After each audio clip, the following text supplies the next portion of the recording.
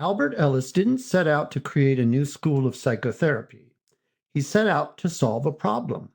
When Ellis began practicing in the 1940s and 1950s, psychoanalysis was the dominant approach to psychotherapy.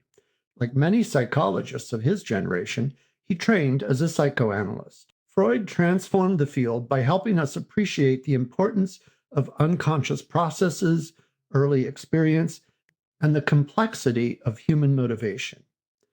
But over time, Ellis became increasingly dissatisfied. He noticed something that many therapists still notice today. Clients often gained insight into why they thought, felt, and behaved as they did. They shared their childhood experiences. They learned about recurring patterns in their relationships. They often left sessions saying, "Now I understand why I do that." Yet many continued to suffer in much the same ways. Insight by itself typically wasn't enough. Ellis wasn't the only therapist asking this question, but he delved into it with unusual determination. He immersed himself in philosophy, particularly the writings of Epictetus, who observed that people are disturbed not simply by events, but by the meanings they attach to those events. He also experimented on himself. Naturally shy around women, Ellis deliberately challenged himself to approach dozens of women in public, not because he expected every interaction to succeed, but because he wanted to discover what happened when he confronted anxiety rather than avoided it. And more importantly, he had an experience in therapy in which a client said, "You mean it wasn't what I experienced, but what I am telling myself about the experience that is causing my problem?" Dr. Ellis credits that client with helping launch a powerful psychotherapy model. These experiences reinforced something that became central to REBT. People don't change simply because they understand. They change by practicing new ways of thinking, feeling, and behaving. Gradually, Ellis became a much more active therapist. Rather than primarily interpreting a client's experiences, he questioned rigid assumptions and self-condemning beliefs, encouraged philosophical change or changes in beliefs, collaboratively assigned behavioral homework, and asked clients to practice between sessions. His goal wasn't simply insight. His goal was lasting cognitive, emotional, and behavioral change. This gradual evolution eventually became rational therapy, then rational emotive therapy, finally, rational emotive behavior therapy. Those titles demonstrate the evolution of his model and his creative thinking as a therapist. Unfortunately, as Albert Ellis became more open about his model, for example, at a conference of the American Psychological Association, he received negative responses, and his model was increasingly misunderstood and misrepresented, for example. Some people think it's simply positive thinking. It isn't. Others believe it's about arguing with clients. It isn't. Still others believe it is all about changing beliefs, but ignoring emotions and behaviors. It isn't. Even others believe it is about telling people what to believe. It isn't. Some describe it as an overly intellectual therapy focused only on changing thoughts. Ellis himself would have disagreed. Throughout his career, he emphasized behavioral practice and focusing on unhelpful emotions. Understanding alone rarely changes lives. Clients need opportunities to behave differently, experience differently, and gradually build healthier habits of thinking, behaving, and experiencing emotions. As Ellis sometimes put it, rather bluntly, you have to push yourself. Another aspect of Ellis's work that I deeply appreciate is that he never wanted REBT to become a closed system. He welcomed scientific evidence, philosophical discussion, and useful ideas from other therapeutic models if they genuinely improve people's lives. That spirit continues today. Daniel David has helped integrate REBT with contemporary cognitive science and evidence-based psychology. His work has strengthened the scientific foundations of REBT, examined how and why it works, and connected it with advances in cognitive psychology and neuroscience.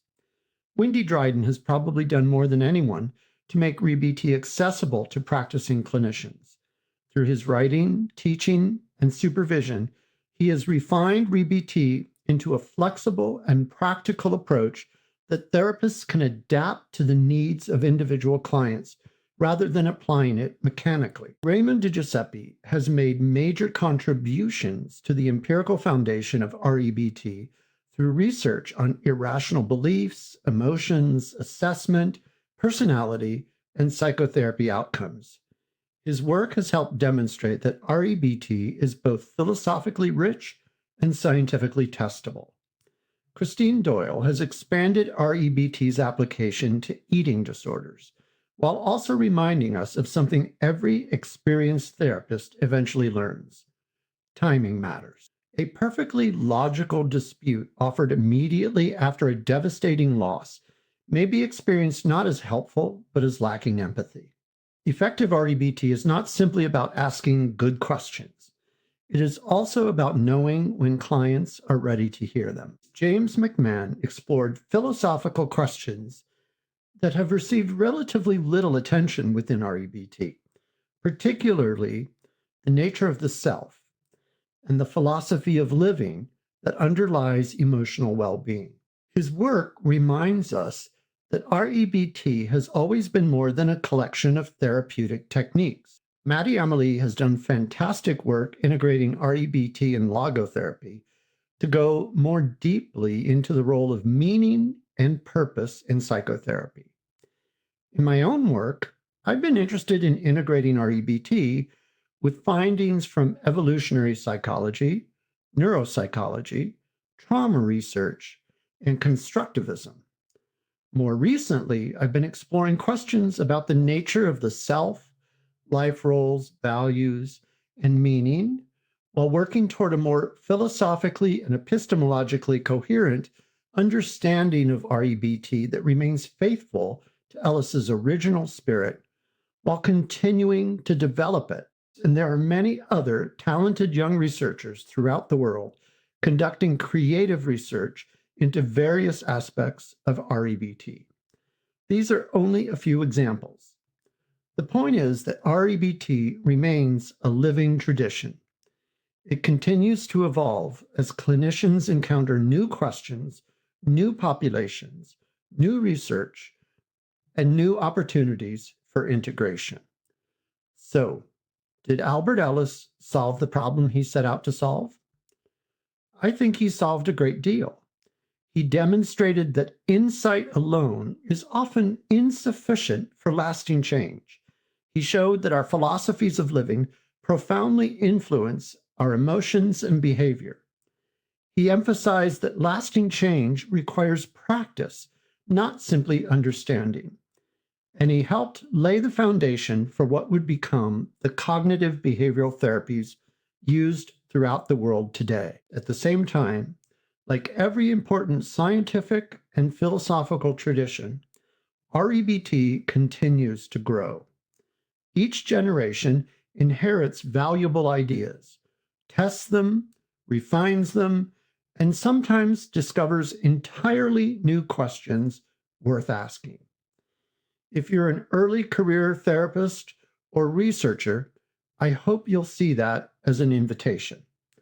REBT isn't finished. There are still important questions about trauma, relationships, values, meaning, culture, neuroscience, philosophy, and even artificial intelligence waiting to be explored.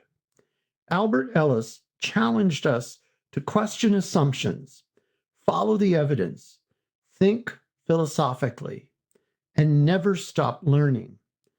Perhaps the next important contribution to REBT will come from someone who simply asks a thoughtful question that no one else has asked before. Thank you for watching. If you enjoyed this discussion, please subscribe, and I'll see you in the next video.